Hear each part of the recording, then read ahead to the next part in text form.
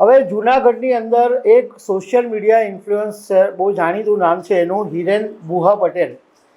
હવે આ ભાઈના 7 લાખ ફોલોઅર્સ છે. તમને જાણીને નવાઈ લાગશે કે ગુજરાતમાં દારૂ પર પ્રતિબંધ છે, પણ આ ભાઈ દારૂના વિડીયોની રીલ બનાવીને ફેમસ થયો અને 7 લાખ આના ફોલોઅર્સ છે.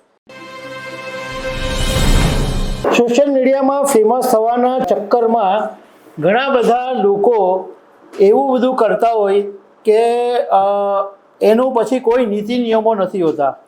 જૂનાગઢનો એક યુવાન છે, એ દારૂના રીલ બનાવીને એટલો બધો ફેમસ થઈ ગયો અને સુરતમાં મહિનામાં 2 વખત માત્ર રીલ બનાવવા માટે આવતો હતો.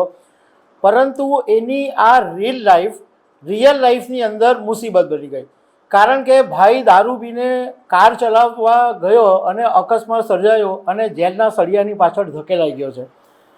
તો આના વિશે તમારી સાથે વાત કરીશ. મારું નામ રાજેશ શાહ છે અને તમે જોઈ રહ્યા છો ગુજરાતના સૌથી મોટા ડિજિટલ ન્યૂઝ પ્લેટફોર્મ ખબરછે.com. સોશિયલ મીડિયાના 2 પાસા છે. એક પાસું એ છે કે બહુ બધી ઇન્ફોર્મેશન, જ્ઞાન તમને મળે છે, પણ બીજું પાસું, નેગેટિવ પાસું એ બી છે કે ઘણા બધા લોકો સોશિયલ મીડિયામાં ફેમસ થવા માટે કંઈ બી કરે, કોઈ નીતિ નિયમોની કે કંઈ જ નહીં, બધું જેમ ફાવે તેમ બસ માત્ર ફેમસ થવું છે અને પૈસા કમાવા છે. અને આ લતે ઘણા બધા યુવાનોને અવળે રસ્તે ચડાવી દીધા છે. હવે જૂનાગઢની અંદર એક સોશિયલ મીડિયા ઇન્ફ્લુઅન્સર બહુ જાણીતું નામ છે એનું હિરેન બુહા પટેલ. હવે આ ભાઈના 7 લાખ ફોલોઅર્સ છે. તમને જાણીને નવાઈ લાગશે કે ગુજરાતમાં દારૂ પર પ્રતિબંધ છે, પણ આ ભાઈ દારૂના વિડીયોની રીલ બનાવીને ફેમસ થયો અને 7 લાખ આના ફોલોઅર્સ છે. એટલે યુવાનો કયા રસ્તે તરફ આ લોકો લઈ જઈ રહ્યા છે એ એક બહુ જ મોટો આંચકા જેવો વિષય છે. હવે વાત એમ બની કે આ જે હિરેન બુઆ છે એ રીલ લાઈફનો જબરજસ્ત શોખીન છે અને એવું કહેવાય કે માત્ર રીલ બનાવવા માટે એ મહિનામાં 2 વાર સુરત આવતો હતો.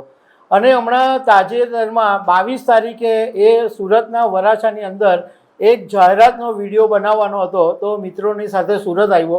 પણ એ પહેલાં ભાઈ દમણ ગયા અને દારૂ પીને મોટા વરાછા વિસ્તારની અંદર જ્યારે જઈ રહ્યા હતા ત્યારે એની કારને જબરજસ્ત મોટો અકસ્માત થયો અને કાર જ્યારે અથડાઈ અને લોકો ભેગા થઈ ગયા તો ડ્રાઇવિંગ સીટ ઉપરથી હિરેન બુઆ મળી આવ્યો અને જ્યારે લોકો એને બહાર કાઢ્યો ત્યારે ચિક્કાર નશામાં હતો અને લોકો એનાથી ગુસ્સે ભરાયા, કારણ કે લોકોને એમ હતું કે ખાલી એક્ટિંગ કરતો હશે રીલની અંદર, પરંતુ આ વાસ્તવની અંદર ચિક્કાર નશામાં હતો અને લોકોએ એને મેથી પાક બી આપી દીધો અને પોલીસના હવાલે કરી દીધો.